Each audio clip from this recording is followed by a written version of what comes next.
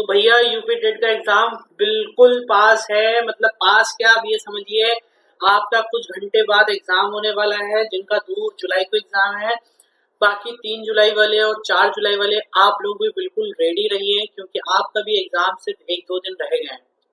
और 2 जुलाई वाले, 3 जुलाई वाले और 4 जुलाई वालों, आप लोगों के लिए ये मैं इंग्लिश की एक कंप्लीट मास्टर क्लास लेकर आया हूँ, या ये कह लीजिए ये एक ऐसी वीडियो है जिसमें आपका जो किला है, जो हम लोग का टारगेट है, वो पूरी तरीके से फतेह होने वाला है, पूरी तरीके से आप अचीव करने वाले हो। क्योंकि मैं आपके लिए टॉप 100 एमसीक्यूज लेकर आया हूँ। और अगर ये आप इंग्लिश के टॉप 100 एमसीक्यूज कायदे से कर गए, मतलब मेरी वीडियो को प्रॉपर देखकर चले गए, तो मैं आपको श्योरिटी दिला रहा हूँ, गारंटी दे रहा हूँ कि कोई भी इंग्लिश का क्वेश्चन इससे बाहर नहीं आने वाला है। बच्चों, बहुत इंपॉर्टेंट क्वेश्चंस हैं। इस वीडियो में मैंने 50% क्वेश्चंस पीवाईक्यूज उठाए हैं और 50% क्वेश्चंस मोस्ट एक्सपेक्टेड क्वेश्चंस हैं। इसमें हमने बहुत अच्छी ग्रामर कवर करी है, बहुत अच्छी वोकैबुलरी कवर करी है, और साथ ही साथ हमने बहुत अच्छी इंग्लिश पैडागोजी कवर करी है, जो मोस्टली आपके क्वेश्चंस क्या होंगे, पेपर में आपके आ ही जाएंगे। तो बच्चों, बिना टाइम वेस्ट करे सीधे क्या होते हैं, बढ़ते हैं वीडियो की तरफ, और अपने नंबर जो हैं 30 आउट ऑफ 30 क्या करते हैं, जाकर सेव करते हैं। तो हम लोग बात कर रहे हैं यूपी टेट इंग्लिश किला फतेह वाली वीडियो है बच्चों। ये क्लास हमारी किला फतेह करने वाली है। तो चलिए बिना टाइम वेस्ट करें, एक ही वीडियो में 100% पास होने की गारंटी लेते हैं। तो सबसे पहले हमारे पास जो बच्चों क्वेश्चंस है, वो हमारे पास है क्वेश्चन नंबर 1 to 30, और 1 to 30 में हम लोग क्या कवर करेंगे, हम लोग ग्रामर सेक्शंस को कवर करेंगे। ठीक है, तो ये यूपी टेट इंग्लिश फतेह वीडियो है। अगर इसको आप लोग देख लेते हो तो पक्का आपका एग्जाम बहुत अच्छा होने वाला है। इस चीज की मैं आपको क्या कर रहा हूँ, एक तरीके से अश्योरिटी दे रहा हूँ। इस बात को जरूर याद रखिएगा। ठीक है बच्चों, हमारे पास जो क्वेश्चंस है वो एक तरीके से 1 to 30 क्वेश्चंस होने वाले हैं। तो बिना टाइम वेस्ट करे सीधे क्वेश्चंस की तरफ चलते हैं। तो सबसे पहले बच्चों हमारे पास जो क्वेश्चंस आया है, पहला क्वेश्चन, ठीक है, पहला क्वेश्चन हमारे पास जो आया है वो कौन सा है, वो है ईच ऑफ द स्टूडेंट्स। देखिए ईच ऑफ ये क्वेश्चंस कहाँ से उठाया, ये इन्हें सब्जेक्ट वर्ब एग्रीमेंट का क्वेश्चन है। कहाँ का है बच्चों, ये सब्जेक्ट वर्ब एग्रीमेंट का। ठीक है, एग्रीमेंट का क्वेश्चन है। तो क्वेश्चन आपसे पूछा गया each of the students dash complete the assignment. देखिए किसी भी सेंटेंस के अंदर, कोई भी सेंटेंस आपको गिवन हो और उस सेंटेंस के अंदर कोई भी डिस्ट्रीब्यूशन वाले वर्ड्स आ जाएं, डिस्ट्रीब्यूशन वाले वर्ड्स, कौन से वाले, डिस्ट्रीब्यूशन वर्ड्स आ जाएं, ठीक है, जैसे ईच, एवरी, ये कुछ भी, तो इनके साथ याद रखना, ये जो ईच वगैरह वाले वर्ड्स होंगे, इनके साथ हमेशा सिंगुलर वर्ब कैरी होगा। क्या कैरी होगा, सिंगुलर वर्ब कैरी होगा। बंटवारा करने वाली चीजों के कहते नहीं है, इसकी ये ट्रिक है कि कोई भी चीज बंटवारा करने वाली हो, ठीक है, बंटवारा करने के बाद इंसान सिंगल हो जाता है, अकेला हो जाता है, तो बंटवारे के बाद अकेला होगा। तो याद रखिएगा, इसमें हम कौन सी वर्ब यूज करेंगे, सिंगुलर वर्ब यूज करेंगे। तो ये क्लियर हो गया। तो हैव हम लगा नहीं सकते, हैज या हैड हम लगा सकते हैं, हैविंग हम लगा नहीं सकते। ठीक है, तो हैड जो है एक तरीके से क्या हो जाएगा, कंप्लीटेड है असाइनमेंट। तो आप किस में लगाना, हैज के साथ चले जाना बच्चों, किसके साथ चले जाना, हैज के साथ चले जाना, कि each of the students has completed. वरना आप लोग जैसे ही इसमें क्या करोगे, स्टूडेंट्स देखोगे और तुरंत क्या करोगे, हैव लगाओगे, तो यहीं पर गलती हो जाएगी। तो सिंगुलर आप क्या करोगे, ईच जैसे शब्दों के साथ आपको सिंगुलर वर्ब लेकर आनी है। ठीक है, सेम आ गया हमारे पास नीदर, ईदर और नॉट। देखिए ये आ गया neither of the boys dash present. तो बच्चों याद रख लेना, क्या याद कर लेना, नियॉन लाइट को पास से देखो। एन फॉर होता है बच्चों नीदर, ठीक है, ई फॉर होता है ईदर, ओ फॉर होता है और, एन फॉर होता है नॉर, ठीक है, एन फॉर होता है नॉर। ठीक है, ये 4 शब्द होंगे, या तो नीदर होगा, या ईदर होगा, या और होगा, या नॉर होगा। अगर इस तरीके के वर्ड्स आए हैं सेंटेंस के अंदर, तो आप याद रख लेना, तो जहां पर गैप होगा उसके बराबर वाले सब्जेक्ट के हिसाब से हमें वर्ब लाना पड़ेगी, उसके बराबर वाले सब्जेक्ट के हिसाब से वर्ब लाना पड़ेगी। तो यहाँ पर क्या है, द ऑफ द बॉयज है, क्या है, ऑफ द बॉयज, ठीक है, नीदर ऑफ द बॉयज, मतलब इसमें से एक तरीके से बॉयज में से किसी एक स्पेसिफिक दा लगा दिया, तो स्पेसिफिक की बात करिए, इसलिए यहाँ पर क्या लगा देंगे हम लोग, सिंगुलर वर्ब लगाएंगे। कौन सी लगाएंगे, सिंगुलर वर्ब लगाएंगे। तो क्या हो जाएगी, इज हो जाएगी। तो neither of the boys is absent, मतलब कोई भी बच्चा एब्सेंट नहीं है। ठीक है, थर्ड क्वेश्चन है हमारे पास, he dash here since morning. ठीक है, आप देखिए यहाँ पर क्या लगा रखा है, सिंस लगा रखा है। क्या लगा रखा है, सिंस लगा रखा है। सिंस और इसी के साथ एक वर्ड चलता है फॉर बच्चों, सिंस और फॉर। सिंस और फॉर हमेशा किस में लगता है बच्चों, हमेशा परफेक्ट कॉन्टिन्यूअस में लगता है। किस में लगता है, किस में लगता है, परफेक्ट कॉन्टिन्यूअस में लगता है। ठीक है, परफेक्ट कॉन्टिन्यूअस में लगता है बच्चों। अब वो परफेक्ट कॉन्टिन्यूअस किसी का भी हो सकता है, प्रेजेंट का भी हो सकता है, पास्ट का भी हो सकता है, ठीक है, फ्यूचर का भी हो सकता है। लेकिन अब आप ऑप्शन देख लो, आपसे किसका पूछा है, इसका मतलब ये आपको प्रेजेंट के ऑप्शन दिए हैं। तो ही इज नहीं आ सकता, वॉज नहीं आ सकता, क्योंकि इज लगाओगे तो फिर हेल्पिंग वर्ब लाना पड़ेगा आपको, क्योंकि इज क्या है, इज है आपकी हेल्पिंग वर्ब है। ठीक है, अब इज लगाओगे तो आपको मेन वर्ब लाना पड़ेगी। क्या लाना पड़ेगी, मेन वर्ब लाना पड़ेगी, एम बी लाना पड़ेगा। वॉज भी सेम इसी की तरह है, हेल्पिंग वर्ब है, मेन वर्ब लाना पड़ेगी। हैज और बीन क्या है, ये सही है, क्या है, has been, has been here since morning. ठीक है, हैड भी नहीं हुआ क्योंकि आप क्या लगाओगे, प्रेजेंट का है, सिंस मॉर्निंग की बात है। तो सही जवाब आपका क्या हो जाएगा, हैज हो जाएगा। क्या हो जाएगा, हैज और बीन। फोर्थ क्वेश्चन की तरफ चलते हैं। Choose correct passive. आपसे क्या करा गया है, करेक्ट पैसिव को आपको चूज करना है। क्या करना है, आपको करेक्ट पैसिव को चूज करना है। ठीक है, अब क्या है passive, she writes, she writes a letter, she writes a letter. ठीक है बच्चों, अब आपको बोला है शी राइट्स अ लेटर, तो जैसे यहाँ पर तुम्हें क्या दे दिया है, प्रेजेंट इंडेफिनिट दे दिया है, तो जब भी आप इसका पैसिव बनाओगे तो आपको क्या करना पड़ेगा, चूज। ठीक है, सॉरी, हाँ, शी राइट्स अ लेटर है। अब इसको आपको क्या करना है, पैसिव बनाना है। तो सबसे पहले पैसिव में क्या होता है, एक्टिव का ऑब्जेक्ट जो है सब्जेक्ट बन जाता है, तो क्या बन जाएगा, अ लेटर। ठीक है, उसके बाद क्या होगा, यहाँ पर कहते नहीं एक्टिव में 3 चीजें हैं, तो पैसिव में 5 चीजें हो जाएंगी। यहाँ 3 है तो यहाँ क्या हो जाएंगी, 5 हो जाएंगी। तो यहाँ पर आपको हेल्पिंग में लाना पड़ेगा।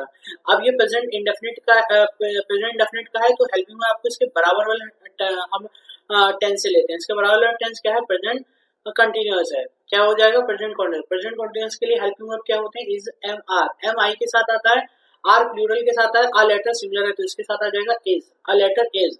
अब याद रखिएगा, पैसिव में हमेशा वर्ब की कौन सी फॉर्म आती है, हमेशा थर्ड फॉर्म आती है, हमेशा थर्ड फॉर्म होती है। उसके फोर्थ नंबर पे बाय आता है, और इसके बाद जो है फिफ्थ नंबर पे जो सब्जेक्ट होता है एक्टिव का, वो पैसिव का ऑब्जेक्ट बन जाता है। तो शी का क्या हो जाएगा, हर हो जाएगा, तो इसका ये पैसिव बन जाएगा, a letter is written by her. याद रखिएगा, a letter is written by her. ठीक है, नेक्स्ट क्वेश्चन है हमारे पास, if I dash you I would help him. ठीक है, ये बिल्कुल सही है। याद रखिएगा कि आई के साथ हम हमेशा क्या कैरी करते हैं, आई को हम हमेशा प्लूरल कंसीडर करते हैं। क्या कंसीडर करते हैं, plural.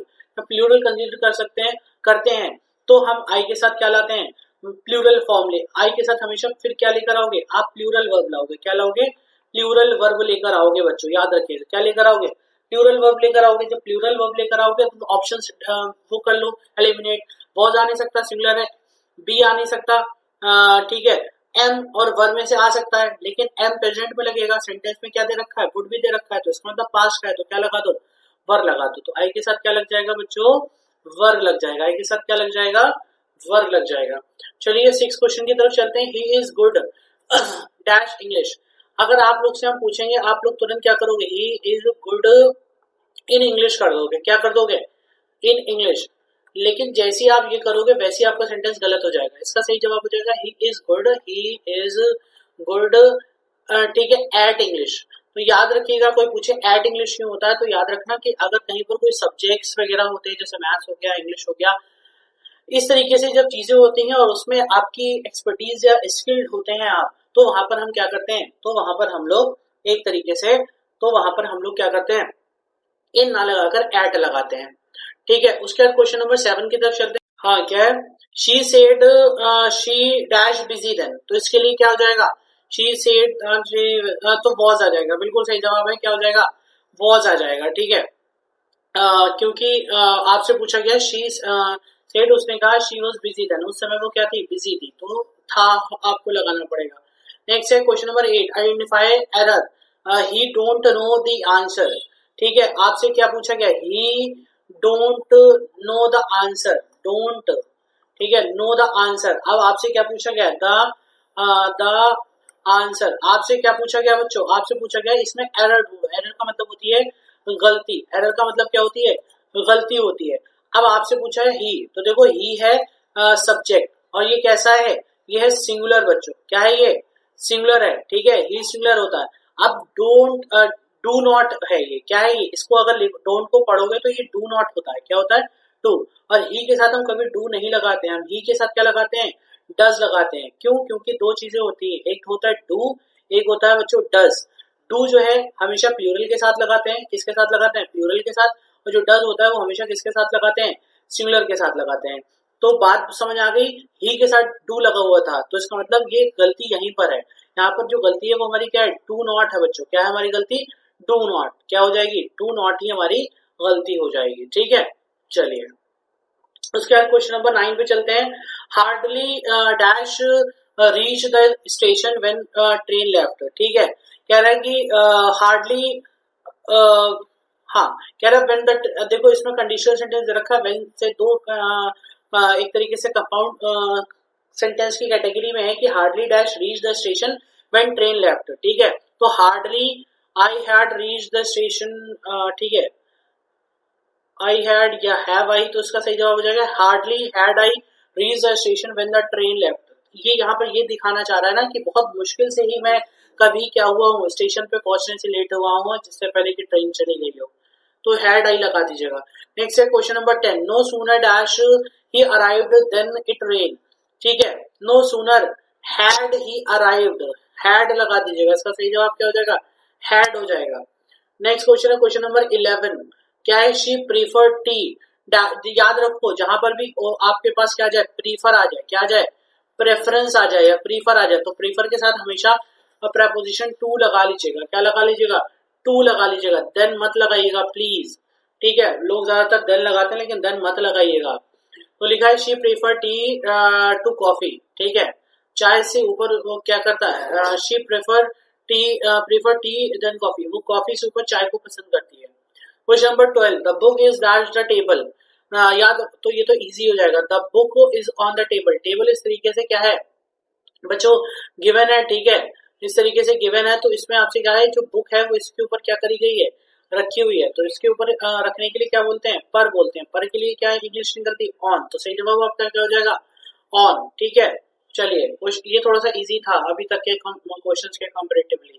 Question number 13, I wish dash I rich, ये याद रखना, वेरी गुड इंपॉर्टेंट क्वेश्चन है। इसी टाइप के क्वेश्चन आपसे क्या करेंगे, ट्रैप करने के लिए फंसाएंगे, आपसे कहेंगे, वो कह रहे हैं आई विश, उसकी इच्छा है क्या, कि I dash rich, I dash rich, ठीक है, अब तुम क्या करोगे, आई विल लगा दोगे या आई एम लगा दोगे, तो इसका सही जवाब आई के साथ वर लगा देना, ठीक है, या इसमें वर ही होता है, ठीक है, काश में अमीर होता, काश में अमीर होता, होता मतलब पास में की बात होती है हमेशा इसमें। क्वेश्चन नंबर 14 पे है, ही रन्स फास्टर देन, हाँ देखो फास्टर वगैरह जहां पर भी आएगा उसके साथ देन ही निकलता है, देखो मैंने पढ़ा सेंटेंस फिर भी मेरे मुंह से क्या हो गया, देन निकल गया, तो फास्टर के साथ क्या लगा देना, देन लगा देना, फास्टर के साथ देन लगा देना।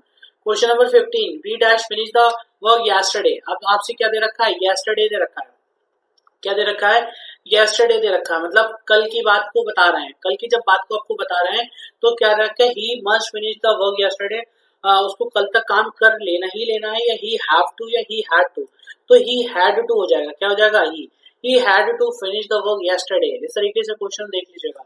She has been working dash 2 hours, अब 2 आवर्स है, 2 आवर्स दे रखा है, क्या दे रखा है, 2 आवर्स, ये एक तरीके का, ये एक तरीके से इनडेफिनिट है, ये क्या है, ये इनडेफिनिट है बच्चों, ये इनडेफिनिट है, जब इनडेफिनिट है तो उसके साथ फॉर लगता है, क्या लगता है, फॉर लगता है, ना कि सिंस, सिंस कभी मत लगा देना। अगर यहाँ पर ये कह देता कि मैं 2 बजे से पढ़ा रहा हूँ, 2 o'clock होता है, यहाँ पर क्या होता बच्चों, 2 o'clock होता, तो यहाँ पर तुम क्या लगाते, सिंस लगाते, लेकिन यहाँ 2 आवर्स गिवन है तो क्या लगा देना, फॉर लगा देना, क्या लगा देना बच्चों, फॉर लगा देना, इसके लिए फॉर सही जवाब होने वाला है, ठीक है। क्वेश्चन नंबर 17 की बात कर लेते हैं, you dash respect your elders, you dash respect your elders, याद रखो इसमें एक तरीके का ये मॉडल ऑक्सिलरी का सेंटेंस है, ये क्या हो जाएगा, इसमें एक तरीके को मोरल ड्यूटीज दिखाई गई है, मोरल ड्यूटीज दिखाई गई है, ठीक है, ड्यूटीज या कंपल्जन दिखाया गया है, क्या दिखाया गया है, कंपल्जन दिखाया गया है, ठीक है, मतलब जिम्मेदारी कि हम लोग को अपने बड़े की क्या करना चाहिए, अपने बड़ों की इज्जत करना चाहिए, तो यहाँ पर मस्ट आ जाएगा, कैन सकते वो नहीं कर रहा है, पॉसिबिलिटी नहीं है, ना प्रेजेंट की है ना पास्ट की है, तो मस्ट लगा देंगे, क्या लगा देंगे, मस्ट लगा देंगे। तो उसके बाद बच्चों हम लोग पहुंचते हैं क्वेश्चन नंबर 18 पर। Choose correct article. ठीक है, आर्टिकल मैंने आपको ऑलरेडी पहली वाली वीडियो में बताए थे, आर्टिकल वगैरह समझाए हैं। तो अगर आपको वो वाली वीडियो देखना है तो हमारे यूट्यूब चैनल पर क्या है, एनजीई शिक्षा पर, आपको वो वाली यूपी टेट की जो प्लेलिस्ट है उसमें जाकर वो वीडियो आपको मिल जाएगी। तो जल्दी से जाइए और वो वीडियो देख लीजिए कि आर्टिकल मैंने कहाँ पर समझाया है। आर्टिकल एक्चुअली होता क्या है, आर्टिकल आपका जो बच्चों है वो दो तरीके का होता है। एक होता है इनडेफिनिट, एक होता है बच्चों डेफिनिट। ठीक है, जो इनडेफिनिट होता है उसके दो उसके टाइप्स होते हैं, एक ए होता है, एक एन होता है। और जो डेफिनिट होता है उसका एक होता है जो होता है दा हमेशा स्पेसिफिक चीजों के लिए, जैसे इंपॉर्टेंट चीजें, इंपॉर्टेंट फेस्टिवल, कोई दुनिया में एक चीज जो अकेली, रिवर्स, चांद, मून, ठीक है, इन सब चीजों के लिए लगता है। ए और एन हमेशा, ए जो है वो हमेशा कॉन्सोनेंट साउंड से पहले लगता है, और जो एन है वो हमेशा वोवेल साउंड से पहले लगता है। तो अब पढ़ लो, choose the correct article. European country, अब यूरोपियन कंट्री है, अब आप इसको देखोगे यूरोपियन कंट्री, यूरोपियन कंट्रीज, ठीक है, यूरोपियन कंट्रीज।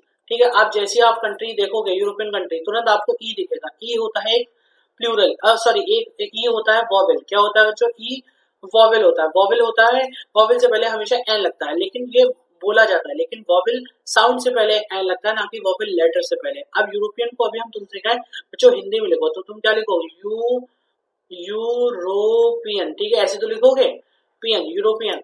अब यूरोपियन में ये पहला लेटर क्या है, या आया। या जो है, अगर आप या को देखोगे तो या हिंदी में कहां से कहां तक आता है, का से लेकर ज्ञा तक में आता है। कहां से आता है, का से लेकर ज्ञा तक में यह आता है। और जो का से लेकर ज्ञा तक होते हैं उनको हम क्या बोलते हैं, उनको हम लोग व्यंजन बोलते हैं। क्या बोलते हैं, व्यंजन। व्यंजन को इंग्लिश में क्या बोलते हैं हम लोग, कॉन्सोनेंट्स बोलते हैं। क्या बोलते हैं, कॉन्सोनेंट्स बोलते हैं। और कॉन्सोनेंट से पहले क्या लगाते हैं, ए लगाते हैं। तो इससे पहले क्या लगा मिलेगा, ए लगा मिलेगा। इस बात को याद रखिएगा। उसके बाद क्या है, क्वेश्चन नंबर 19 है हमारे पास कि he is one of the best players dash ever played. वो सबसे बढ़िया प्लेयर है जो एवर, ठीक है, he is one of the best player who ever played. ठीक है, हु आ जाएगा, क्या आ जाएगा, हु वो निकल ही गया जबान से, हु एवर प्लेड, तो हमेशा खेलता है। ठीक है, वो सबसे बड़ी, जितने खेलते हैं उनमें से सबसे बढ़िया प्लेयर है वो।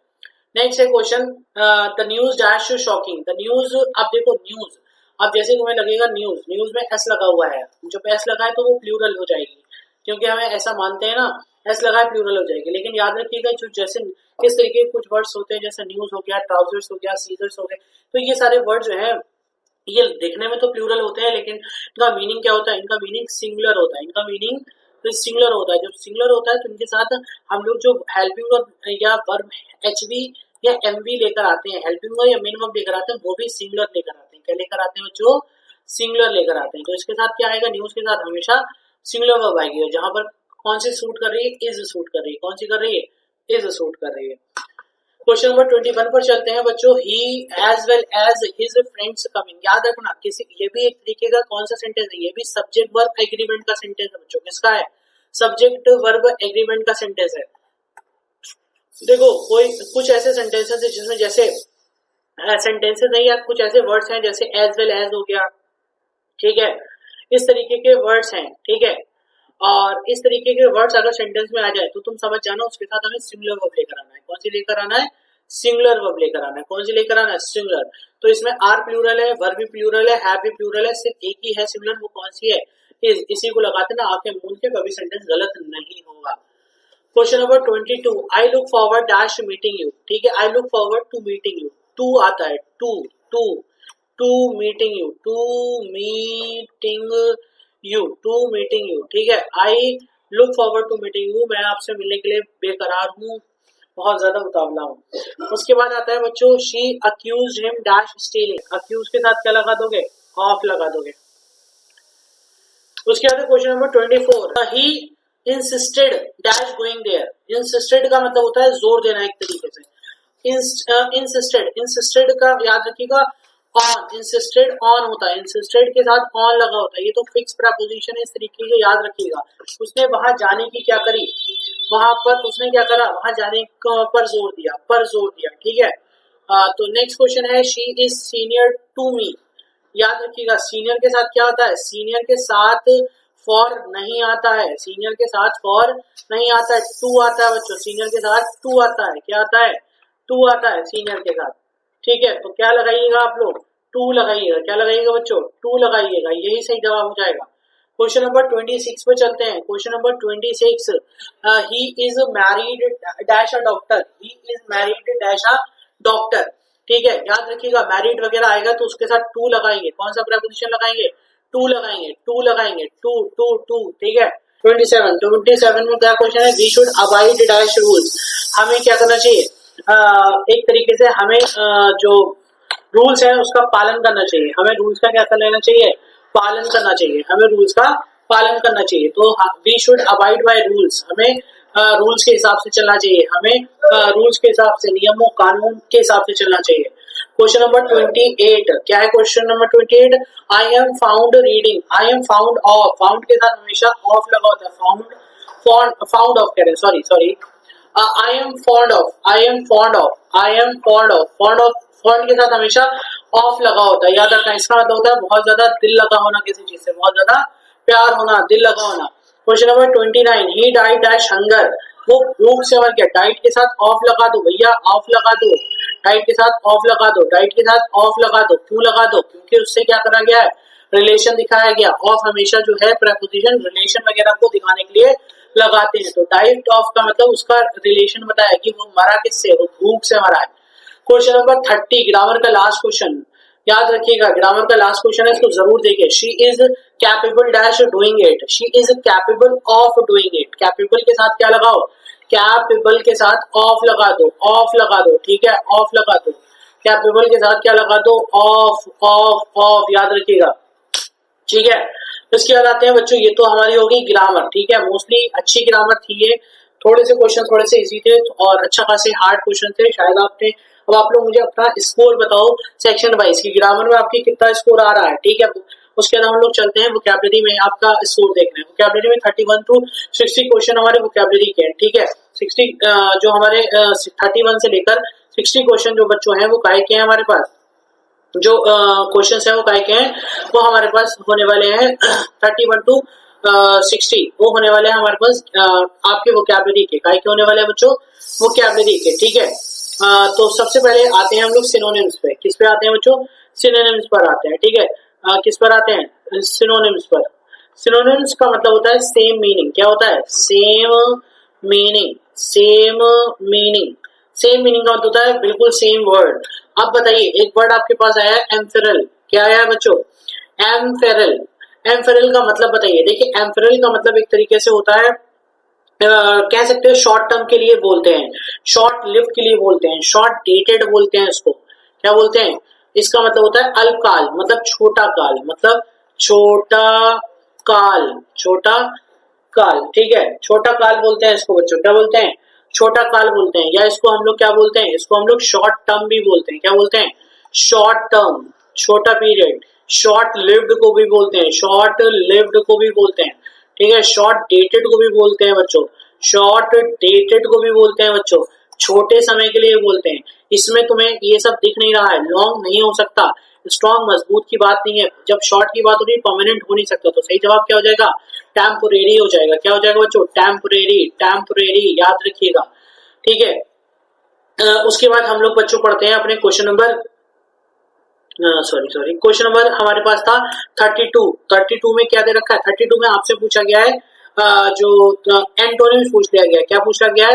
एंटोनिम्स। और एंटोनिम्स किसका पूछा गया? ऑब्सक्योर का पूछा गया बच्चों। ऑब्सक्योर का मतलब बच्चों क्या होता है? अनसर्टेन होता है, अस्पष्ट होता है। इसको हम लोग इंग्लिश हिंदी में क्या बोलते हैं? अस्पष्ट बोलते हैं बच्चों। क्या बोलते हैं? अस्पष्ट होना कोई चीज। ठीक है, अनक्लियर होना। क्या होना? अनक्लियर होना बच्चों, याद रखिएगा, अनक्लियर। ठीक है, अनरीडेबल कह सकते हो। क्या बोल सकते हो? अनरीडेबल भी चलता है, अनरीडेबल भी चलता है बच्चों। ठीक है, एक तरीके से हम लोग इसको, और अगर आप जानने की कोशिश करो तो वैग्यू भी बोलते हैं इसको। क्या बोलते हैं हम लोग? वैग्यू भी बोलते हैं। तो इससे तो पता चल रहा है कि ये सब अस्पष्ट, क्लियर ना होना। और एंटोनिम पूछा है, इसका मतलब उल्टा। तो हिडन का मतलब छुपा होना, ये इसी की तरह लग रहा है। डार्क का मतलब अंधेरा, कुछ ना होना। अननोन का मतलब अनजाना। तो क्लियर ही बिल्कुल एक ऐसा दिख रहा है जो अनक्लियर का क्या है? सिनोनिम्स है। अब वो अनक्लियर का एंटोनिम्स है। अनक्लियर की जगह पर अन हटा दो तो क्लियर उसका क्या बनता है? एंटोनिम्स बन जाता है। तो यही सही जवाब होने वाला है बच्चों। ठीक है, उसके बाद बच्चों हमारे पास क्या आता है? एक क्वेश्चन नंबर आता है 33 में क्वेश्चन में पूछा गया आपसे सिनोनिम्स क्या पूछा गया है? सिनोनिम्स बताइए। किसका सिनोनिम पूछा गया है? कैंडिड का। किसका पूछा गया है? कैंडिड का। पहले सिनोनिम्स फिर एंटोनिम्स, दोबारा से फिर सिनोनिम्स। कैंडिड का मतलब होता है बच्चों एक तरीके से स्ट्रेट फॉरवर्ड, बहुत ज्यादा की मतलब जो इंसान बिल्कुल कैसा है, स्ट्रेट है, ठीक है। या ये कह दो जो इंसान बहुत ज्यादा जेन्युइन होता है। कौन होता है? जेन्युइन होता है। जो इंसान बहुत ज्यादा प्योर होता है, ठीक है। स्टर्लिंग भी बोलते हैं, ये अच्छा वर्ड है स्टर्लिंग, ठीक है। जो इंसान बहुत ज्यादा स्टर्लिंग होता है, ठीक है, इसको हम लोग क्या बोलते हैं? कैंडिड बोलते हैं। लेकिन आपसे कैंडिड का क्या पूछा है? सिनोनिम्स पूछा है। तो याद रखो, सीक्रेट हटा दो, क्लेवर चालाक हटा दो, रूड बेकार, ऑनेस्ट ही बिल्कुल सही जवाब है। ऑनेस्ट मतलब ईमानदार, प्योर, जेन्युइन, ठीक है। ये सारे इसी के मीनिंग होने वाले हैं बच्चों। उसके बाद हम लोग बात करते हैं क्वेश्चन नंबर 34 पर। क्वेश्चन नंबर 34 में है एंटोनिम्स ऑफ रिजिड। बच्चों रिजिड का मतलब एंटोनिम्स पूछा है। रिजिड का मतलब होता है बहुत ज्यादा कठोर, बहुत ज्यादा स्टबर्न, जिद्दी, मतलब एक ही चीज पर डटे रहना, अड़े रहना, उसको रिजिड बोलते हैं, ठीक है। इसको हम लोग रिजिड बोलते हैं। अब रिजिड का आपसे क्या बोला गया है? एंटोनिम्स बोला गया, मतलब उल्टा, एक चीज पर अड़े रहना, अड़े ना रहना फ्लेक्सिबल होता है। हार्ड वही हो जाएगा रिजिड। स्ट्रिक्ट का मतलब भी वही हो जाएगा। फर्म का मतलब ये होता है दृढ़ निश्चय कर लेना, बहुत ज्यादा दृढ़ रहना। लेकिन फ्लेक्सिबल का मतलब होता है बहुत ज्यादा लचीला, बहुत ज्यादा वर्सेटाइल, बहुत ज्यादा फ्लेक्सिबल, इसको ही हम बोलेंगे। तो सही जवाब यही हो जाएगा।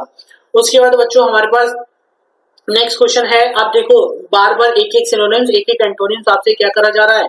पूछा जा रहा है बच्चों। एक एक सिनोनिम्स, एक एक एंटोनिम्स आपसे क्या करा जा रहा है? पूछा जा रहा है। इसके बाद हमारे पास आता है question number 35, synonyms of tedious, ठीक है, tedious, synonyms of tedious. Tedious का मतलब क्या होता है? देखो टीडियस का अगर हम तुम्हें मीनिंग बताएं तो टीडियस का मतलब बच्चों क्या होता है? थकाऊ होता है। थकाऊ मतलब एग्जॉस्टेड। क्या होता है? क्या होता है बच्चों? बहुत ज्यादा एग्जॉस्ट होता है जो इंसान, बहुत ज्यादा क्या होता है?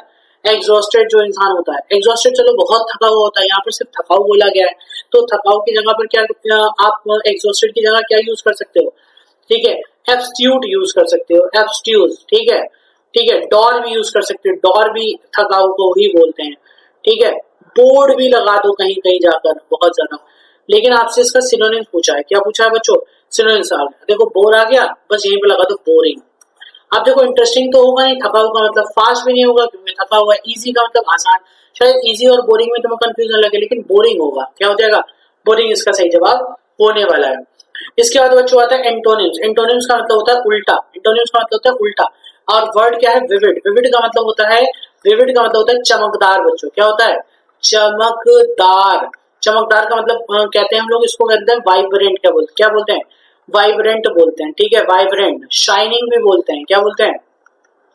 शाइनिंग भी बोलते हैं, ठीक है। स्पार्कलिंग भी बोलते हैं, ठीक है, स्पार्कलिंग भी बोलते हैं। तो ये बहुत सारे वर्ड्स होते हैं, लेकिन आपसे इसका एंटोनिम पूछा तो विविड, वाइब्रेंट। देखो ब्राइट, हाँ इसको ब्राइट भी बोलते हैं, क्लियर भी बोलते हैं, शार्प बहुत तेज बोलते हैं, लेकिन ये तो सब इसके क्या हो रहे हैं? सिनोनिम्स हो रहे हैं। आपसे एंटोनिम पूछा है। एंटोनिम्स के लिए सिर्फ एक ही वर्ड बिल्कुल सही है, जो कि क्या है? डल है। क्या है? डल है बच्चों, ठीक है। इसके बाद आता है question number 37, synonyms of ambiguous, ठीक है। क्या आपसे पूछा गया? अब आप देख लो, बार बार सिनोनिम्स और एंटोनिम्स पूछ रहे हैं, तो इसका मतलब ये हो रहा है कि पेपर में भी क्या हो रहे हैं?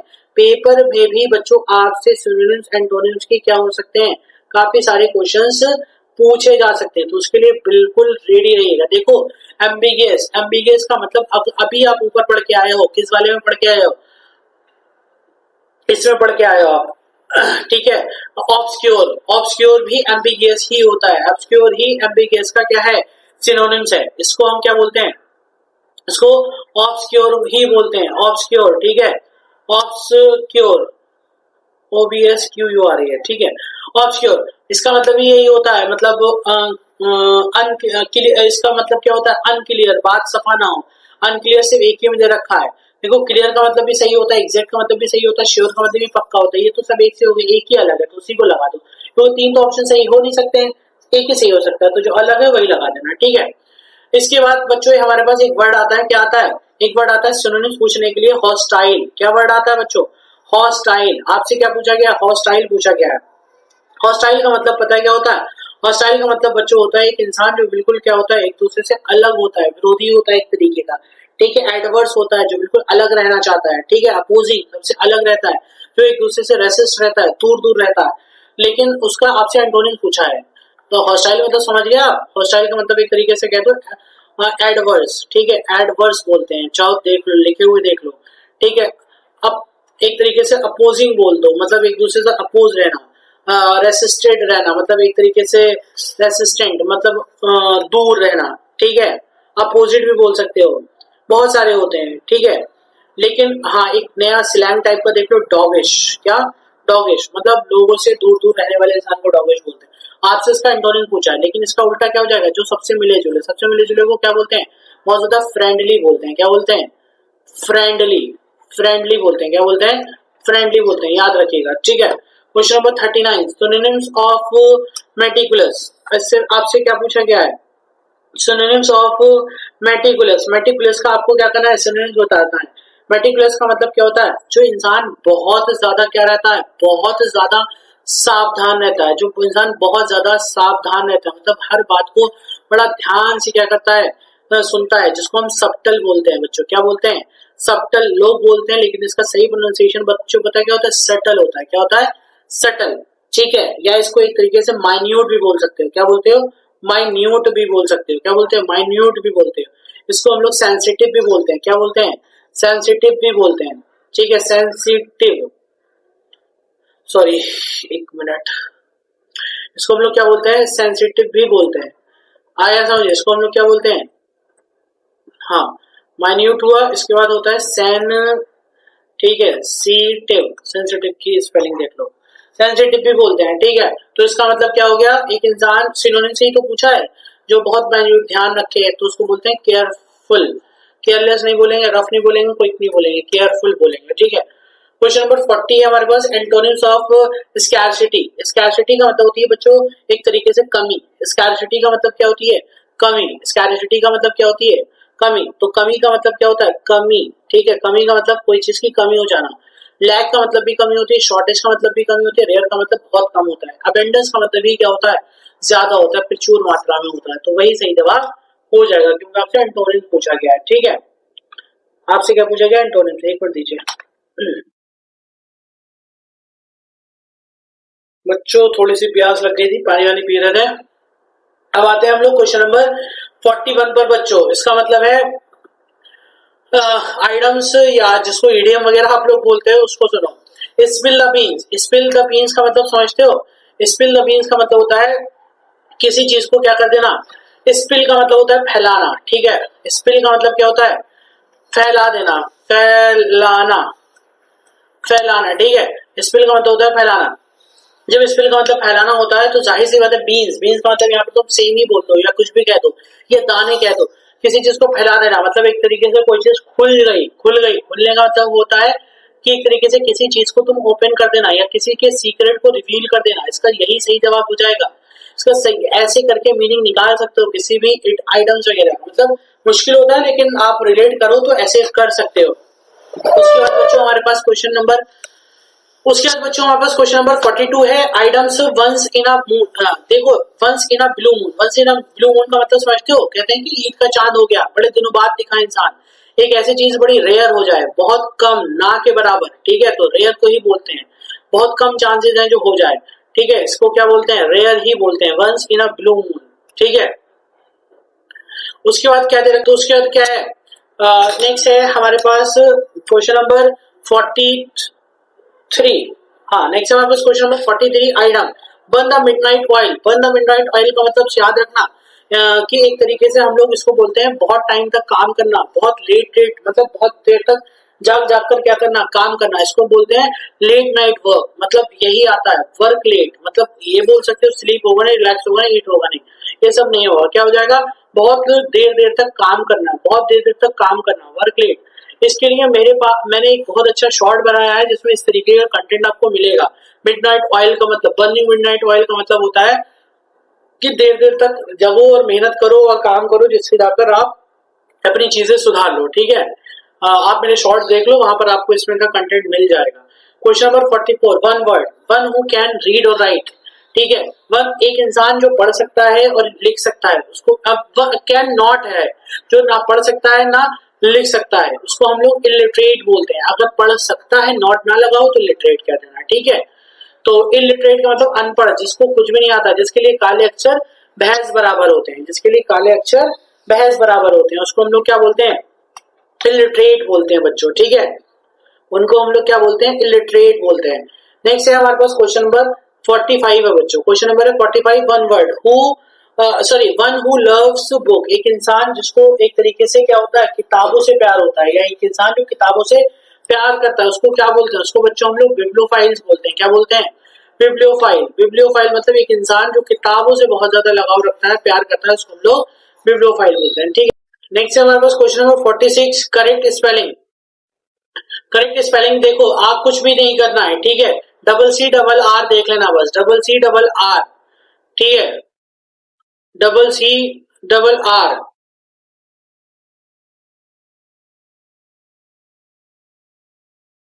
लेकिन अगर आप देखो पहली और दूसरी स्पेलिंग तो क्या हो रही है, सेम ही है, ठीक है, पहली और दूसरी स्पेलिंग सेम है तो दोनों सही हो जाएंगे, तो ए पे क्यों वो लगा है, लेकिन दोनों ये सही है, ठीक है। और डबल सी बस बताया, तो डबल सी ऑकर्ड में क्या करना, ऑकर्ड में डबल सी डबल आर देखने की कोशिश कर लेना, यही बस फंसाते हैं वो, एक सी हटा लेंगे या एक आर हटा लेंगे। ऑकर्ड घटित होना, इसका मीनिंग होता है कोई चीज घटित होना, हैपेंड होना।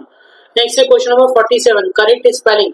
करेक्ट स्पेलिंग में कुछ भी नहीं होता है, करेक्ट स्पेलिंग में प्रिविलेज में क्या होता है, कुछ खास नहीं होता है। वी से पहले क्या करना, पहले आई लाना, वी के बाद आई ले आना, ठीक है, बस बन जाएंगे, ठीक है। और सिंगल एल आएगा, इस बात का याद रखना। तो इसकी स्पेलिंग सही होती है PRIVILEGE, प्रिविलेज, ठीक है। चलिए, इसके मतलब पहली वाली ही सही स्पेलिंग है और कोई दूसरी सही स्पेलिंग नहीं है। क्यों नहीं है, क्योंकि इसमें डी दे रखा है, इसमें डबल एल दे रखा है और इसमें DGE दे रखा है, तो ये सब गलत है। नेक्स्ट है हमारे पास सिनोनिम्स ऑफ रैपिड। बच्चों रैपिड का मतलब होता है बहुत तेज, रैपिड का मतलब क्या होता है, रैपिड का मतलब होता है बहुत तेज, बहुत फास्ट दौड़ने वाला, तो मतलब रैपिड का मतलब फास्ट ही होता है, रैपिड का मतलब तेज, मतलब फास्ट, स्लो नहीं होगा, वीक नहीं होगा, लेट नहीं होगा, तेज होगा, तेज, fast. Question number 49, antonyms of optimistic. Optimistic का मतलब होता है एक इंसान जो सब में क्या करता है, विश्वास रखता है, जो भगवान वगैरह में विश्वास रखता है, या जो बहुत ज्यादा जिसको हर चीज में क्या रहता है, पॉजिटिव रहता है, उसको हम लोग ऑप्टिमिस्टिक बोलते हैं, उसको हम लोग क्या बोलते हैं, उसको हम लोग ऑप्टिमिस्टिक बोलते हैं, ठीक है, ऑप्टिमिस्टिक बोलते हैं। तो उसका एंटोनिम पूछा, एक इंसान जो भरोसेमंद होता है, हैप्पी रहता है, स्ट्रांग रहता है, पॉजिटिव रहता है, वो तो ऑप्टिमिस्टिक के लक्षण है। पैसिमिस्टिक का मतलब होता है जो इंसान जिसको क्या है, निराशावादी होता है, जो जिसको किसी में भरोसा नहीं होता है, जो थैंकलेस होता है, क्या होता है, जो थैंकलेस होता है, ठीक है, थैंकलेस होता है, जो हमेशा शुक्र नहीं अदा करते, उसको हम लोग पेसिमिस्टिक बोलते हैं। उसके बाद question number 50, synonyms of ancient. Ancient का मतलब होता है बच्चों पुराना, एंशिएंट का मतलब क्या होता है, एंशिएंट का मतलब होता है पुराना, तो पुराने का सिनोनिम्स पूछा है तुमसे, तो क्या हो जाएगा, ओल्ड हो जाएगा, क्या हो जाएगा, ओल्ड। न्यू तो होगा नहीं, मॉडर्न होगा नहीं, फ्रेश होगा नहीं, ये सब नए के होते हैं, तो ओल्ड ही इसका सही जवाब होने वाला है। क्वेश्चन नंबर 51 बच्चों, hardly. Hardly he reach the station when the train left, ये दोबारा से क्वेश्चन रिपीट हो गया, कोई बात नहीं, कर लो, यही सही जवाब होने वाला है, हैड, ठीक है। हार्डली हैड ही, नहीं सर रिपीट नहीं हुआ है, सही है, हार्डली हैड ही, बस क्वेश्चन सेम है लेकिन आई वगैरह हटा रखा है, hardly had he reach the station when the train left, ठीक है।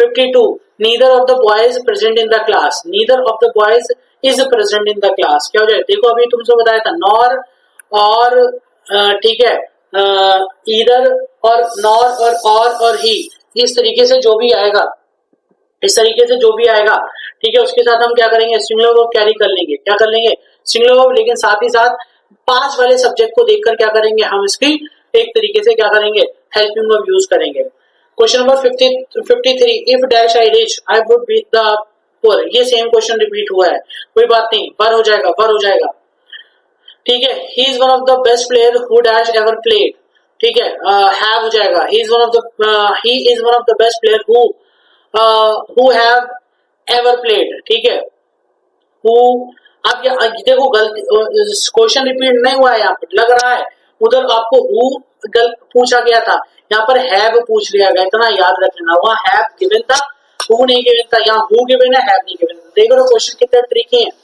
The teacher along with the student dash going on a trip, the teacher along with, याद, हाँ हमने अभी तुम्हें बताया था कि किसी सेंटेंस में जैसे क्या हो जाए, एज वेल एज आ जाए, क्या हो जाए, एज वेल एज आ जाए, ठीक है, हाँ, तो और साथ ही साथ अलॉन्ग विद आ जाए, क्या हो जाए, अलॉन्ग विद आ जाए, इस तरीके के वर्ड आ जाए, तो इसमें हमेशा हेल्पिंग वर्ब कैसी आएगी, एचवी कैसी आएगी, सिंगुलर आएगी। कैसी आएगी? सिंगुलर आएगी। ये बात याद रख लेना, ये ग्रामर का रूल कहता है। Subject verb agreement rule number 7 है। कोई सी बुक ग्रामर की उठा के देख लो, चाहे ल्यूसेंट उठाओ, रेडन मार्टिन उठाओ, एसपी बख्शी उठाओ, केपी ठाकुर उठाओ, ठीक है, ब्लू प्रिंट उठाओ, मतलब कोई भी उठा लो, होली फेज उठा लो, कुछ भी उठा लो, सब में क्वेश्चन नंबर 7 पे हमारे सब्जेक्ट को अग्रीमेंट में ये चीज आपको देखने को मिल जाएगी। ठीक है, चलिए, तो इसका सही जवाब क्या होने वाला है? स्टूडेंट्स देखकर कंफ्यूज मत हो जाना, स्टूडेंट देखकर। लेकिन आपसे पूछा गया द टीचर, यहाँ पर एक्चुअली टीचर की बात हो रही है, अलोंग विद द स्टूडेंट। तो यहाँ पर टीचर के हिसाब से तुम्हें क्या लेकर आना है? वर्ब लेकर आना है। टीचर सिंगुलर तो क्या लेकर आओगे? इज लेकर आओगे। क्या लेकर आओगे? इज। ठीक है। हाँ, question number 56, choose the correct passive voice. They are repairing the road. कुछ भी मत करो, जैसे तुम्हें आर दिखे तुरंत बीइंग वाला ऑप्शन देखने की कोशिश कर लेना। बीइंग किसमें है? किसी में भी नहीं, ना इसमें है, ना इसमें है, ना इसमें है, सिर्फ एक ही में है। बस यही लगा दो, आपके बंद करके सेंटेंस कभी गलत हो ही नहीं सकता। जब भी इजमार वाले, जब भी कोई भी आईएनजी वाले, जब भी कोई पॉजबर वाले आए, उसमें बीइंग देख लेना, फटफट आंसर वही हो जाएगा। ठीक है, चलिए, क्या हो जाएगा? The road is being repaired. ठीक है, क्वेश्चन नंबर 57 क्या है? Question number 57, she insisted dash going there alone. She insisted on going there alone. On आ जाएगा, ऑन आ जाएगा। ठीक है, the news dash very surprising. The news is very surprising. ये क्वेश्चन वहीं से रिपीट हुआ है, तो नहीं क्या टेक्निकल प्रॉब्लम हुई, कोई बात नहीं। चलिए देख लीजिए, फिलहाल 105 है, मैंने एक्स्ट्रा डाल रखे हैं, आपसे 100 बोला है, तो आपके लिए वो 100 बिल्कुल बराबर हो जाएंगे। ही denied dash the money. He denied, ठीक है, ही denied taking the money. He denied taking the money. Taking लगाना यहाँ पर, टू टेक मत लगा देना, लेने से, लेने से। ठीक है, पैसा लेने से उसने मना कर दिया। क्वेश्चन नंबर 60 ग्रामर का, ये हमारी वोकैबुलरी का last. No sooner dash he arrived then it started raining। ठीक है, no sooner had he arrived हो जाएगा, had he arrived हो जाएगा, it started raining। English pedagogy पर आ जाओ फटफट जल्दी से, इंग्लिश पेडागोजी पर आ जाओ फटफट सारे लोग जल्दी से।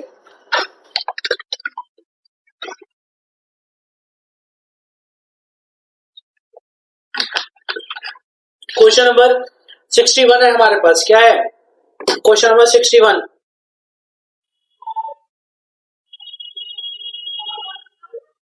एक मिनट दीजिएगा।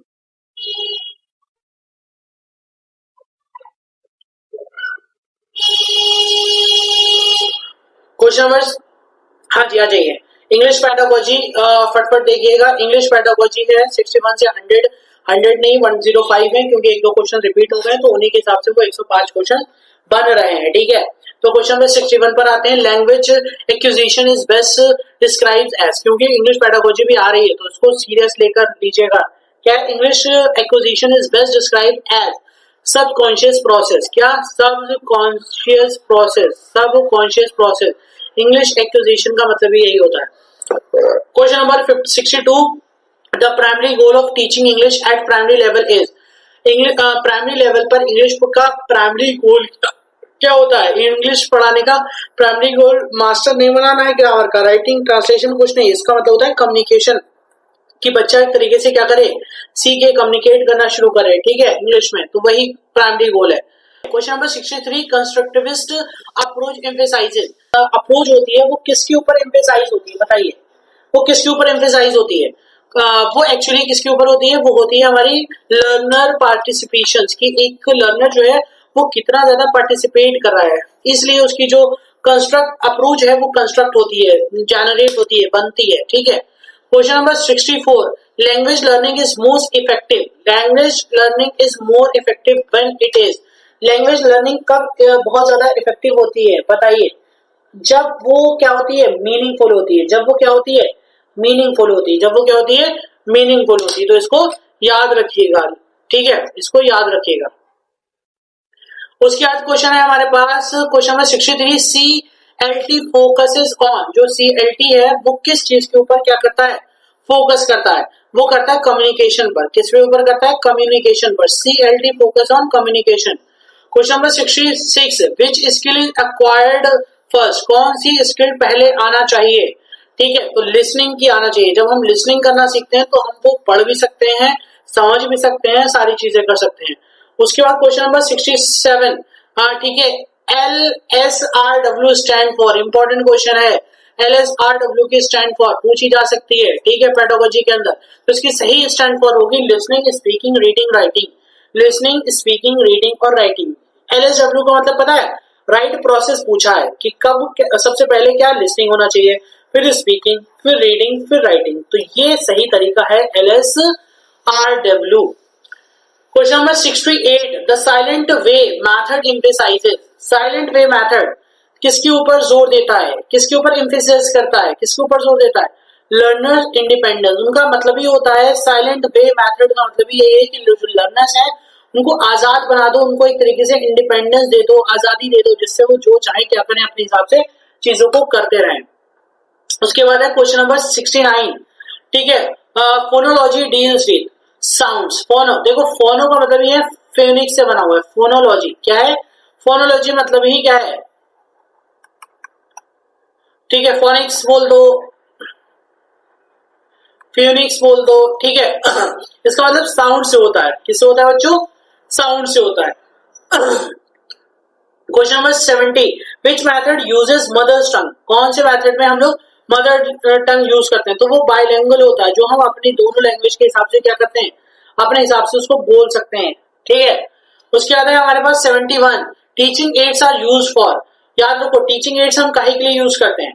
टीचिंग एड्स याद रखिएगा, ज्यादा अच्छा समझाने के लिए, मतलब बेटर अंडरस्टैंडिंग के लिए। किसके लिए बच्चों? बेटर अंडरस्टैंडिंग, बेटर अंडरस्टैंडिंग, ठीक है, अच्छी समझ के लिए हम क्या करते हैं? टीचिंग एड्स का यूज करते हैं। 72 है, पेयर वर्क्स हेल्प इन। जो पेयर वर्क्स है, जैसे हम जोड़े बनाते हैं, जोड़े का मतलब समझते हो, कुछ और ना समझना। जैसे जीडी ग्रुप, जीडी होता है, ग्रुप डिस्कशन होता है, या पेयर बना देते हैं हम लोग बॉयज का, दो बॉय ये हो गया, एक पेयर ये हुआ, पेयर नंबर 1, ठीक है, पेयर नंबर 2, ठीक है, ये हो गया, पेयर नंबर 3, 4। जिससे क्या होता है, बच्चे आपस में अच्छे से इंटरेक्शन कर सकें, ये इनसे बात करिए, इनसे बात करिए, इनसे, उसके बाद उनकी क्या करना है, डिबेट करना है। तो वो एक तरीके से अच्छे इंटरेक्शन के लिए होता है। किसके लिए होता है? अच्छे इंटरेक्शन के लिए होता है। क्वेश्चन नंबर 73, ग्रुप वर्क से डेवलप। जब हम ग्रुप में काम करते हैं तो वो जो ग्रुप वर्क है वो क्या चीज डेवलप कराता है? तो याद रखो, जब भी हम ग्रुप में काम करते हैं, ये इंसान है, ये इंसान है, ये अलग है, ये अलग है, ये अलग है। जब हम एक साथ मिलकर काम करते हैं तो हम एक दूसरे की चीजों को देखते हैं, समझते हैं, जिससे हमारा क्या बढ़ता है, जिससे हमारा एक तरीके से, ये देख लो, ये चेन बन गई। इसको हम लोग बोलते हैं कोऑपरेशन। क्या बोलते हैं? कोऑपरेशन। कोऑपरेशन का मतलब एक तरीके से दोनों की अंडरस्टैंडिंग, ठीक है। नेक्स्ट है बच्चों हमारे पास लैंग्वेज लैब्स हेल्प्स इन। याद रखना, लैंग्वेज लैब का मतलब ये होता है लिसनिंग, मतलब सुनने के लिए ही काम करता है लैंग्वेज लैब। उसके बाद है good teacher is. Good teacher कैसा होता है? जो गुड टीचर्स होता है उसकी आपसे क्या करी गई है, बात करी गई है। गुड टीचर की आपसे क्या करी गई है, बात करी गई है। तो आपसे पूछा गया गुड टीचर कैसा होता है? उसके अंदर एक तरीके से अथॉरिटी वाला गेम होना चाहिए, ठीक है, या उसके अंदर एक तरीके से फैसिलिटेटर्स वाला काम होना चाहिए, या उसके पास एक तरीके से आप बोल दो कि साइलेंट होना चाहिए, ठीक है। तो या फिर आप क्या करिए, बोल दीजिए कि वो एक तरीके से स्ट्रिक्ट होना चाहिए। नहीं, वो एक तरीके से फैसिलिटेटर होना चाहिए। फैसिलिटेटर का मतलब होता है एक इंसान जो हर इंसान को क्या करे, एक तरीके से हेल्प प्रोवाइड करे, ठीक है। जो एक इंसान को दूसरा एक चीज, फैसिलिटेटर का मतलब क्या होता है, एक ऐसी चीज जो बहुत ज्यादा हेल्पफुल हो, एक ऐसा इंसान जो बहुत ज्यादा हेल्पफुल हो, हमेशा क्या रहे, वो हमेशा इजी रहे, लोग उससे क्या करें, चीजें पूछ लें, ठीक है, यही होता है। क्वेश्चन नंबर 76 क्या है? Direct method focuses on. जो डायरेक्ट मेथड होता है वो हमारे स्पीकिंग को क्या करता है, इनहेंस करता है, स्पीकिंग पे काम करता है। Question number 77, question number 77, audio lingual method is based on. Audio lingual मतलब ऑडियो को बार बार लिंगुअल करना, तो वो रेपिटेशन कहलाता है। क्या कहलाता है? रेपिटेशन कहलाता है। आ गया समझ में? उसके बाद question number 78, reading skill improves through. जो रीडिंग स्किल्स है वो कैसे इंप्रूव होती है? वो हमारे प्रैक्टिस से इंप्रूव होती है। जितनी ज्यादा हम प्रैक्टिस करेंगे उतनी ज्यादा हमारी रीडिंग इंप्रूव होगी। कोई भी आप न्यूज़पेपर उठाकर देखो, न्यूज़पेपर देखो, जितना ज्यादा पढ़ते रहोगे उतनी आपकी रीडिंग क्या हो जाएगी, इनहैंस हो जाएगी, इंप्रूव हो जाएगी। उसके बाद है writing skills needs. Writing skills को क्या चाहिए? प्रैक्टिस चाहिए। जब तक आप रोज घर पर क्या नहीं करोगे, एक दो पेज राइटिंग नहीं करोगे, तब तक आप क्या नहीं कर सकते, अपनी राइटिंग इंप्रूव नहीं कर सकते। तो it's required practice. Question number 80, speaking skill is best developed by. जो स्पीकिंग स्किल्स है वो कैसे आ सकती है? दुनिया की कोई किताब, नो बुक, नो टीचर, ठीक है, no notes, no one can teach you English speaking. The answer is you only yourself. You only yourself. सिर्फ और सिर्फ यू ओनली, सिर्फ और सिर्फ आप हो जो आपको इंग्लिश बोलना सिखा सकता है. और उसके लिए क्या चाहिए? 100% सही जवाब है प्रैक्टिस. यही चाहिए. जितनी कर लोगे उतने अच्छे स्पीकर बन जाओगे. Listening skills requires. Listening skills को क्या चाहिए? सुनने को भी प्रैक्टिस की नीड है. कितना ज्यादा सुनोगे उतनी चीजें तुम्हारे क्लियर होंगे कॉन्सेप्ट. तो 82 vocabulary is best learn through. Vocabulary को कैसे सीख सकते हैं? कॉन्टेक्स्ट से सीख सकते हैं. कैसे? कॉन्टेक्स्ट से, सही तरीके से. रूल, ग्रामर, राइटिंग से नहीं सीख सकते. एरर करेक्शन शुड बी, याद रखो जो एरर करेक्शन है वो हमेशा पॉजिटिव होना चाहिए. कैसा होना चाहिए? Positive, positive. उसके बाद हमारे पास question number 84. Black board is a visual aids और ऑडियो. देखो ब्लैक बोर्ड क्या होता है? ब्लैक बोर्ड जैसे अभी हम क्या कर रहे हैं, इस ब्लैक बैकग्राउंड है, इस पे लिखा हमने येलो पे, सॉरी ब्लैक पर येलो से ब्लू ब्लैक लिख दिया. ब्लैक पर येलो से ब्लैक लिख दिया तो वो ब्लैक बोर्ड है. उससे लिख क्या दिया? ये लिख दिया. तो ये क्या हो गया? तुम इससे सुन रहे हो या पढ़ रहे हो? तो पढ़ रहे हो. पढ़ना और देखना से एक होता है. जो देखना और पढ़ना होता है उसको फिर हम क्या बोलते हैं? विजुअल बोलते हैं. क्या बोलते हैं? विजुअल बोलते हैं. विजुअल मतलब वीडियो टाइप. ठीक है. चलिए क्वेश्चन नंबर 85 का बच्चों, lesson plan includes. Lesson plan का क्या होते हैं? इंक्लूड्स होते हैं. क्या होते हैं? ऑब्जेक्टिव्स होते हैं. उसके क्या होते हैं? ऑब्जेक्टिव्स होते हैं, मोटिव्स होते हैं कि इससे हमें क्या करना है, कितने दिनों में क्या क्या पढ़ाना है, क्या नहीं करना है, क्या नहीं करना है. तो उसका सही जवाब हो जाने वाला है objective. Question number 86. Motivation helps in. जो मोटिवेशन है हेल्प्स इन, वो हमें कहाँ में मदद देती है? याद रखिए जब हम मोटिवेटेड होते हैं तो हमारा पढ़ने में मन करता है. देखो हमें राइटिंग वो पढ़ने की कैटेगरी होगी, लर्निंग की आ गई. डिसिप्लिन ये भी एक तरीके की लर्निंग या उसकी हमारी पर्सनालिटी की है. और रीडिंग ये भी एक राइटिंग का प्रोसेस है. तो देखो तीन एक से हैं, लेकिन इन दोनों को, राइटिंग को, रीडिंग को, ये एक ही अपने आप में समेटा हुआ है. तो इसका मतलब ये सबसे भारी ऑप्शन है. तो इसी के साथ चले जाना, लर्निंग सही जवाब हो जाएगा. इसके बाद हमारे पास बच्चों कौन सा है? इसके बाद हमारे पास क्वेश्चन है question number 87. Remedial teaching is for. Remedial teaching का मतलब समझते हो? ये नहीं सुना होगा, सुना नहीं है तो सुन लो. रेमेडियल कोचिंग क्लास टीचिंग का मतलब एक्स्ट्रा क्लासेस. क्या होता है? Extra classes. ठीक है, extra classes, over time, over time. ठीक है, ओवर टाइम, ये ज्यादा टाइम देना, तो उसको हम क्या बोलते हैं? लेकिन ये तो हो गया. लेकिन याद रखो रेमेडियल क्लास टीचिंग किसके लिए होती है? फॉर. किसके लिए होती है? देखो टॉपर्स तो पढ़ेंगे एक्स्ट्रा टाइम में, तुम से अपनी सेल्फ स्टडी करेंगे, जितना आपको पढ़ना उन्होंने पढ़ लिया.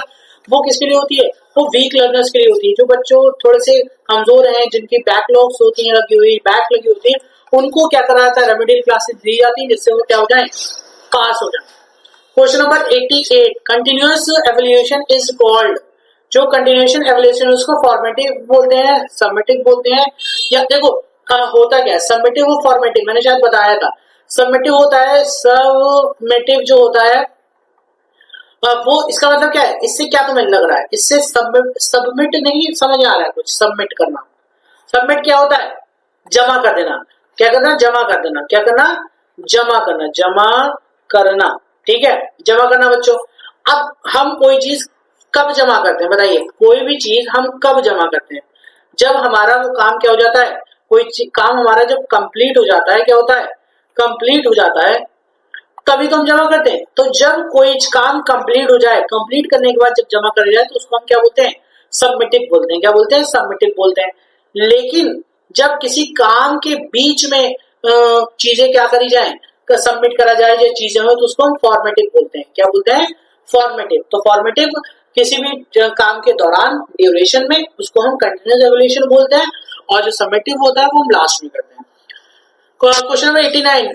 Role play develops. Role play क्या चीज बताता है? रोल प्ले होता है, रोल प्ले पता क्या होता है? रोल प्ले होता है, रोल प्ले क्या होता है? रोल प्ले ये होता है कि हम किसी इंसान की क्या करते हैं?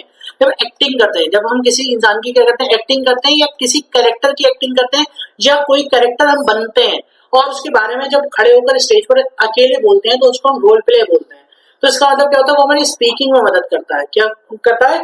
स्पीकिंग में मदद करता है. उसके बाद question number 90. Language teaching should be, language teaching कैसी होना चाहिए? Teacher centred, learner centred. भैया टीचर से क्या मतलब है? फॉर एग्जांपल अभी हम तुम्हें पढ़ाएं, here we are talking about question number 19 and this question is language teaching should be. Actually there are four options. The first one is teaching standard, second is learner standard, and the third one is book standard, and the fourth one is exam standard. So students, just let me know your answer in the comment box.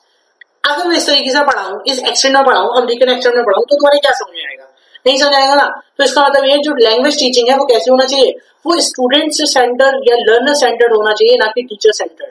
Teacher अपने आप को नहीं पढ़ा रहा है, उसे वो अपने टैलेंट को शोकेस नहीं करने आया। टैलेंट है तभी तो वो स्कूल और यहाँ पढ़ा रहा है, यूट्यूब वगैरह पर टैलेंट है। बिना टैलेंट वाले लोग थोड़ी ना पढ़ा रहे हैं, जिनका टैलेंट है वही पढ़ा रहे हैं। लेकिन उसका फोकस सिर्फ अपने ऊपर नहीं होना चाहिए, अपने आप को इम्प्रूव करने के लिए, बल्कि वो बच्चे जो आप उसकी वीडियो देख रहे हैं उसके ऊपर होना चाहिए, जिससे क्या हो जाए, उसको एक तरीके से बच्चों को चीजें समझ आ जाए, उसका कॉन्सेप्ट हो जाए और लोग उसे लाइक करें।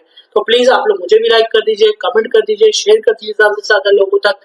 मेहनत कर रहे हैं, अगर आपको मेरी मेहनत दिख रही हो, छोटे मोटे हम लोग यूट्यूबर्स हैं, प्लीज हम लोग को सब्सक्राइब करिए, जल्दी जल्दी ग्रो हो। आपके लिए सारा फ्री कंटेंट लाएंगे, कभी भी कोई चार्ज नहीं करेंगे, तो प्लीज थोड़ा सा इसको देखिए।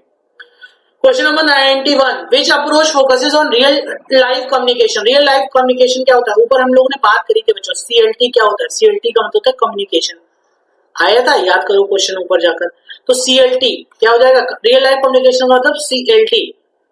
ठीक है, उसके बाद क्या है? Question number 92, a good classroom is. याद रखना, क्लासरूम कभी सन्नाटा ना बीते। लोग कहते हैं आजकल के डायरेक्टर्स हैं और प्रिंसिपल्स हैं, कहते हैं क्लास बिल्कुल साइलेंट हो, कोई उसमें क्या हो, शोर शराबा ना हो, बड़ी स्ट्रिक्ट हो, ठीक है, और बड़ी साइलेंट हो। नहीं साहब, कभी नहीं। क्लास हमेशा इंटरैक्टिव होना चाहिए। कैसे होना चाहिए? इंटरैक्टिव होना चाहिए। इंटरैक्टिव का मतलब होता है बातचीत करने वाली, एक दूसरे से एंगेजिंग, थोड़ा सा आप जो पढ़ा रहे हो आपसे कनेक्ट करे, चीजें समझे, ये होती है good classroom. Question number 93, scalp folding means. Scalp folding मतलब क्या होता है? स्कैल्प फोल्डिंग का मतलब होता है कि किसी को थोड़ी सी क्या कर देना, मदद कर देना, एक तरीके से थोड़ा सा हाथ बटाना किसी का। तो याद रखना, help given by teacher. Teacher के द्वारा जो मदद करी जाती है उसको हम लोग क्या बोलते हैं? स्कैल्प फोल्डिंग बोलते हैं। ठीक है, क्वेश्चन नंबर 94 पे है हम लोग कि question number 94, zone of proximal development is given by. जो प्रोक्सिमल डेवलपमेंट का जो जोन था उसको किसके द्वारा दिया गया था? उसको हम लोग ने बच्चों किसके द्वारा दिया गया? वो वाइगोस्की के द्वारा दिया गया। किसके द्वारा? वाइगोस्की के द्वारा। किसके द्वारा? वाइगोस्की के द्वारा। इसके बाद पहुंचते हैं question number next, that is question number 95, language is best learn through. Language को सबसे बढ़िया कैसे यूज कर सकते हैं? यूज करने से। कैसे सीख सकते हैं? यूज। जितनी ज्यादा लैंग्वेज यूज करोगे उतनी ज्यादा तुम सीखोगे। ठीक है, जितना ज्यादा बोलोगे उतना क्या करोगे? पाओगे। जितना बोलोगे उतना इंप्रूव करोगे। तो that is called language is best learn through. Question number 96, which promotes creativity. Creativity को कौन प्रोमोट करता है? देखो, रूट लर्निंग नहीं, रट्टू तोता नहीं करना, भैया याद कर लिया क्वेश्चन लॉन्ग, याद हो जाए, याद हो जाए, याद हो जाए, नहीं। ग्रामर पढ़ने से सिर्फ रूल्स रटोगे, नहीं। क्रिएटिविटी नहीं है। राइटिंग से सिर्फ क्या करोगे? राइटिंग इंप्रूव करो। क्रिएटिविटी आएगी एक्टिविटीज से, कि तुम्हें क्या दिया गया? तुम्हें साहब नाउन दिया गया। अब नाउन में तुमने क्या किया? या वर्ब दी गई, मान लो वर्ब ले लो, क्या ले लो? वर्ब ले लो। अब आपको वर्ब दी गई, तुमने बताया भैया वर्ब ऐसी होती है, दो तरीके हैं, फाइनाइट, नॉन फाइनाइट। नहीं, वर्ब तुम क्या करो? एक पेड़ बनाओ बढ़िया, बच्चों को बताओ कि इसमें क्या करो, तुम वर्ब लटकाओ। ये वर्ब एक हो गई, ठीक है, दूसरी वर्ब ये हो गई, इसे दे दो फाइनाइट, ये नॉन फाइनाइट, इसके ट्रांसिटिव क्या होती है, इंट्रांसिटिव क्या होती है, आगे से हेल्पिंग क्या होती है, लिंकिंग क्या होती है, सब बताओ, तो जाकर एक्टिविटीज होंगी, तब जाके उसके अंदर क्रिएटिविटी आएगी। ठीक है, question number 97, which skill is productive. कौन सी स्किल ज्यादा प्रोडक्टिव है? रीडिंग की है, राइटिंग की है, लिसनिंग की है, नन है सारी, लेकिन ज्यादा आपसे पूछिए तो राइटिंग के साथ चले जाना। ठीक है, question number 98, which skill is receptive. Which skill is receptive, writing, reading और स्पीकिंग और ग्रामर। तो रिसेप्टिव की बात हो रही है, तो वो क्या हो जाएगा? रिसेप्टिव का मतलब समझो, रिसाइट से बना हुआ। रिसाइट मतलब बोलना, बोलने का मतलब पढ़ना, पढ़ना मतलब रीडिंग। तो ये लगा दो अपने बी वाला ऑप्शन, फट सारे लोग। Question number 99, assessment helps in. याद रखो, जो हम असेसमेंट करते हैं किसी भी नोट्स का, किसी भी टीचर्स का, लेसन प्लान का, तो वो हमें जजिंग में हेल्प करता है। क्या करता है? जजिंग करने में, कि कैसे जज करें, क्या क्या चीजें हैं, क्या क्या नहीं है। क्वेश्चन नंबर 100, 100वां क्वेश्चन, भैया सेंचुरी पड़ गई है। विच मेथड अवॉइड्स ट्रांसलेशन, कौन सा मेथड ट्रांसलेशन अवॉइड करता है, वो होता है डायरेक्ट मेथड। कौन सा? डायरेक्ट, इसमें सिर्फ बिना ट्रांसलेशन के डायरेक्ट चीज क्या करो करो। क्वेश्चन नंबर 101, भैया न्यूता लिख गया। क्लासरूम इंटरेक्शन इंप्रूव्स, क्लासरूम कैसे अच्छा हो सकता है? क्लासरूम का इंटरेक्शन बच्चों कम्युनिकेशन से हो सकता है। किससे हो सकता है? कम्युनिकेशन। जितनी ज्यादा हम क्या करेंगे? बात करेंगे, जितनी ज्यादा हम क्या करेंगे? कॉम करेंगे। कॉम का मतलब कम्युनिकेशन होता है, कॉम का मतलब कम्युनिकेशन होता है। जितनी ज्यादा बात करेंगे उतना अच्छा हमारा क्लासरूम इंटरेक्शन हो जाएगा। Question number 112, feedback should be, याद रखो जो फीडबैक है बच्चों वो हमेशा कंस्ट्रक्टिव होना चाहिए। कैसा होना चाहिए? कंस्ट्रक्टिव, कभी नेगेटिव नहीं होना चाहिए, कभी हार्श नहीं होना चाहिए, कभी इग्नोर नहीं होना चाहिए, हमेशा कंस्ट्रक्टिव मतलब पॉजिटिव बोल सकते हो। क्या बोल सकते हो? पॉजिटिव, या एक तरीके से कह दो, एक तरीके से गुड गुड होना चाहिए, सो होना चाहिए, नेगेटिव कभी नहीं होना चाहिए। मतलब एक तरीके से 103, टीचर्स रोल इज, या अभी तो बताया था फैसिलिटेटर का होता है। किसका होता है? फैसिलिटेटर, ठीक है, facilitator. Question number 104, learning is best when, learning सबसे बढ़िया है जब उसको क्या किया जाए?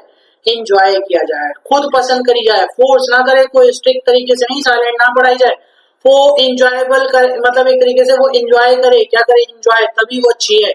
और क्वेश्चन नंबर बच्चों last, that is question number 105, क्या है? Language teaching should focus on communication, ये पढ़ चुके हैं, दोबारा रिपीट हुआ है शायद। Question number 105, language teaching should be focus on, language teaching जो है किसके ऊपर फोकस होना चाहिए? उसका फोकस होना चाहिए कम्युनिकेशन के ऊपर। किसके ऊपर बच्चों? कम्युनिकेशन के ऊपर, ठीक है। तो बच्चों ये थे आपके 100 टॉप मोस्ट एमसीक्यूज, एमसीक्यूज या इंग्लिश एमसीक्यूज कह दो, इंग्लिश एमसीक्यूज। आ गया समझ में? मोस्ट प्रोबेबली कल के पेपर में और परसों के पेपर में यहीं से क्या हो जाए? इंग्लिश आ जाए आपकी। तो प्लीज अगर आप लोग यहां तक पहुंच चुके हैं वीडियो के एंड तक, तो प्लीज वीडियो को जरूर लाइक करें, वीडियो को अपने दोस्तों के साथ शेयर कर दें, और साथ ही साथ हमारे चैनल एनजीई शिक्षा को सब्सक्राइब करना बिल्कुल भी ना भूलिए, जरूर सब्सक्राइब करिए प्लीज।